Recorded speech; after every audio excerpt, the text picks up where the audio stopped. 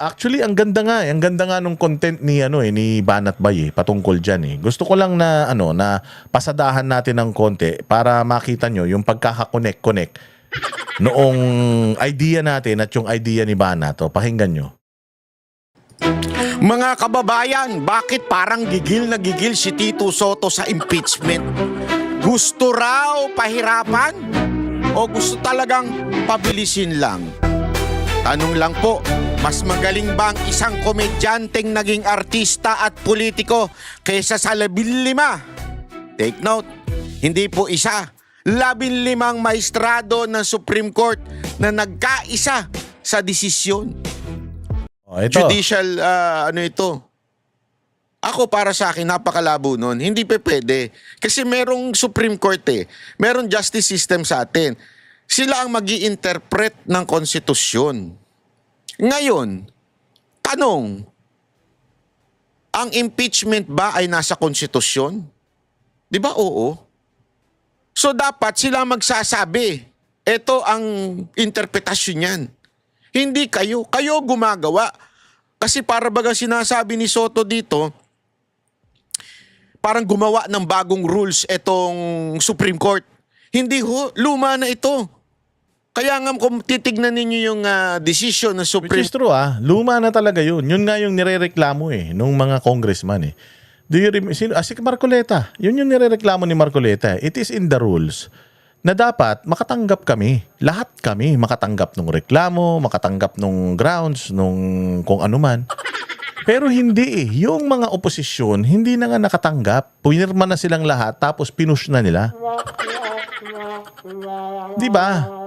Yun yung isang yung isang pinagpuputok ng butsi nito ni Tito Sotong putangin nito, ewan ko kung magkanong sinapal sa bibig nito para para ibenta nito yung kaluluwa niya. Court na andun naman yung mga article na pinagbasihan ng kanilang desisyon. Di ba? Tuloy. Inamend ang konstitusyon sa pananaw ko. Okay, let me place this on record muna ha.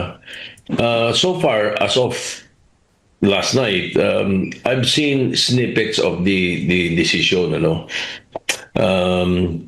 I have not read it fully. Kapal na mukha mo, you're giving an opinion nang wala ka pang nang hindi mo pa nababasa ng buo yung desisyon. Putang ina, nung klaseng tao ka. Napakatarantado mo. Magbibigay ka ng opinion sa isang bagay na hindi mo pa nababasa. Putang ina yan. Hindi ibig sabihin, propagandista ka lang talaga. Wala kang pakialam sa kung ano yung napakagandang komposisyon na ginawa ng Supreme Court na desisyon. Ang nakafocus ka lang doon sa hindi na matutuloy yung impeachment. Anak ng tinapay ka, Tito Sotto. Sana bago ka magbigay ng opinion, hindi ko pa kasi nababasa Pag nabasa ko na, saka ako magbibigay ng opinion ko. Pero yung snippets, putsang inang yan, konti pa lang nakikita mo, tapos nagre-react ka na. Bobo ka. Anak ng tinapay, yung klaseng tao to. At hinanap mo kagad yung mga punto na dating pinag-uusapan natin kasi. So yung mga sabi ko snippets so far. Apparently, they did not directly correct in this decision some of the errors or the factual errors in the past decision. Paano mo nalaman? Snippets nga lang yung binasa mo. If you're only reading the snippets or you're just brushed through it, ginanon mo lang, hindi komprehensibo yung pagkakabasa mo, hindi tama yung pagkakaintindi mo pag ganun. Napakagago mo naman, hindi pwedeng nanonood ka ng pelikula tapos pupunta ka na lang sa dulong-dulo, tapos pag napanood mo na yung ending, alam mo yung nangyari sa buong pelikula, napakatanga mo. Hindi yun ganun. Kung gusto mong maintindihan, kailangan binasa mo from page to page, from page 1 to hanggang dulo. Hindi pa atras kasi ulul ka nun pag ginawa mo yun. Babasahin mo yan mula umpisa hanggang dulo and then doon ka gagawa ng konklusyon mo. Tangin na, nag-book report ka ba nung bata ka? Nung high school kami, pinag-book report kami. Putang ina yan. Yun nga, nakaka-visit kasi nga babasahin mo yung buong libro. Tapos, gagawa ka ng buod nung pagkakaintindi mo sa ano yung libro binasa mo. Gagawa ka ng report, yung book report kung tawagin yun. Putang ina, inis na inis ako pag ganyan. Ikaw, senador ka na. Desisyon ito ng Korte Suprema. Tiningnan mo lang yung mga gusto mong makita tapos magdidesisyon ka na? Basahin mo mula umpisa. Bakit sila nag-come up doon sa sa solusyon na ganon? Dapat yun yung alam mo, hindi yung putang ina mamimili ka lang kung ano yung gusto mong basahin doon tapos magbibigay ka na ng opinion. Anak ng putya, ganyan ba sa One Ball University? Ganyan ba sa eskwelahan ninyo talaga? Puro shortcut?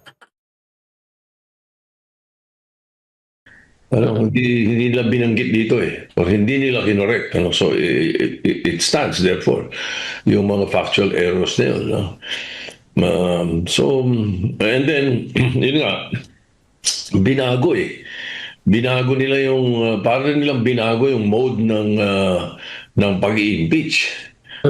Mas mahirap, humirap na ngayon. Dati nga madali sapagkat yan talaga nilagay sa konstitusyon niya ng mga gumawa ng konstitusyon, lalo na yung option 3 na sinatawag nilang option 2 na 1/3 signatures lang, forward na kagad. Hindi ba dati nga prayer lang, finorward na di ba? Sapagkat meron ng 1/3 na nakapirme.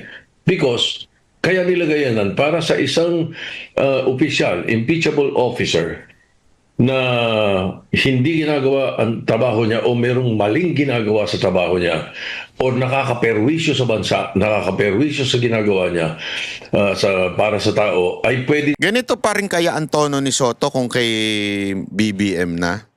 Kasi parang sinasabi niya, gina-justify niya yung dating mabilisang impeachment ni, I think it was ERAP at that time yung mabilis na impeachment na sa tingin ng Supreme Court at this moment, kasi ito babasahin ko sa inyo. Ito yung sinabi ng Supreme Court. Una, no impeachment proceeding shall be initiated against the same official more than twice and within a period of 1 year. So, nililinaw yun. Diba? Isang beses ka lang pwedeng ireklamo sa impeachment kada taon. Bawal lang paulit-ulit. Hindi, tsaka, isa pa banat ba? Dagdagan ko yung sinabi mo Nilagay ng Supreme Court dyan lahat ng violations. Bakit nakatutok lang siya sa isa? Ang daming pinunto ng Supreme Court dyan na violations. Kaya sila nag-come up dun sa solution na sa sa decision na yan. Anak ng tinapay ito si Tito Soto. Bakit nakafocus ka lang dun sa isa? Di sana i-cite mo isa-isa. Ito yung mga sinabi ng ng Supreme Court. O ngayon, dito sa isang to, hindi ako pabor. O kahit naman hindi ka pabor dun sa isa, putyang ina dun sa iba. Kapag sumang-ayon ka na ron, ibig sabihin, yung desisyon na yan, valid at walang nilabag yan. Pakatanga mo naman. May argumento yan Nagkaroon niya ng oral argument dyan. Or kung hindi man oral argument, merong ipiniresinta ang Kongreso at yung mga nag-file ng motion for reconsideration sa Supreme Court. At yung kanilang motion, yung kanilang ginawang argumento, supot. Putangin na mo, di sana, ikaw ang magaling ka naman pala. Di sana, pumunta ka, ikaw sana ang nagpunta doon sa Supreme Court at i-defend yan sa harap ng mga mahistradong 11 ba yun? Sa harap ng 11 maestrado, sana humarap ka doon at yung malaking utak, ipinakita mo sa kanila kung talagang malaki yan. Baka naman puros puros usok din ang laman yan. Walang hiya. So yun mga bossing. Anak ng tinapay, pinagtatalunan pa ba to? Sige, basahin mo ba, Nat? Tagal na yan. Pangalawa, nagsisimula ang kahit hindi pa na-refer, basta na-file na at hindi ginalaw ng tamang oras, pwede na rin ituring na nagsimula na. Kasi ang problema dito, bakit ganon? Kasi nga ang nangyayari, pinipending. Katulad ng ginawa nito nakaraan, di ba? So, merong pinanggalingan nito, yung 1987 Constitution, no impeachment proceeding shall be initiated. Hindi nito sinasabi kung kailan eksaktong nagsisimula, kaya nagkaroon ng interpretasyon. So, ininterpret ngayon ng Supreme Court dahil sila po ang nag-i-interpret. Ito, katulad ng sinasabi ko sa inyo, in terms of interpreting the law, Supreme Court lang po yan. Kasi ang sinasabi dito ni Tito Soto, kami ang gumawa ng batas. So it's up to us kung ano ang dapat na maging interpretasyon nyo, mali po yun. Sobrang mali yun, Senator Tito Soto. Maling-mali yun na dahil kayong gumawa ng batas, kayo ang may kapangyarihan or merong authority or merong kakarapatan dun sa batas na yun. No. It's always the Supreme Court who's going to tell you if this is how you do it.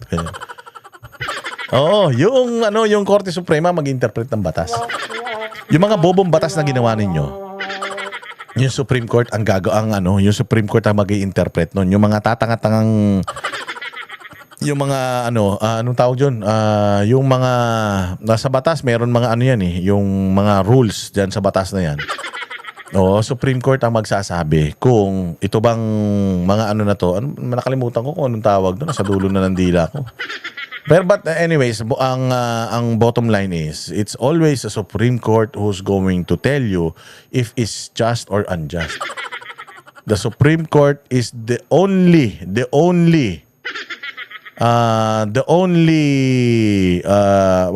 ang merong responsibility para i-interpret ang batas. Not anyone, hindi abogado, hindi congressman, hindi senador. Ba't sila? Sila lang. Hayop ka. Walang hiya kayo. Diyan pa lang So ito malinaw to na, malinaw na malinaw na indikasyon to na itong si Tito Soto. Delikado tayo rito. Delikado tayo rito, mga bossing, kay Tito Soto. Bakit? Kasi may pangarap kaya nga, abangan ninyo itong week na ito, tingnan ninyo, merong isang malaking pagbabago. May malaking rigodon na magaganap. At dyan sa rigodon na yan, nako po.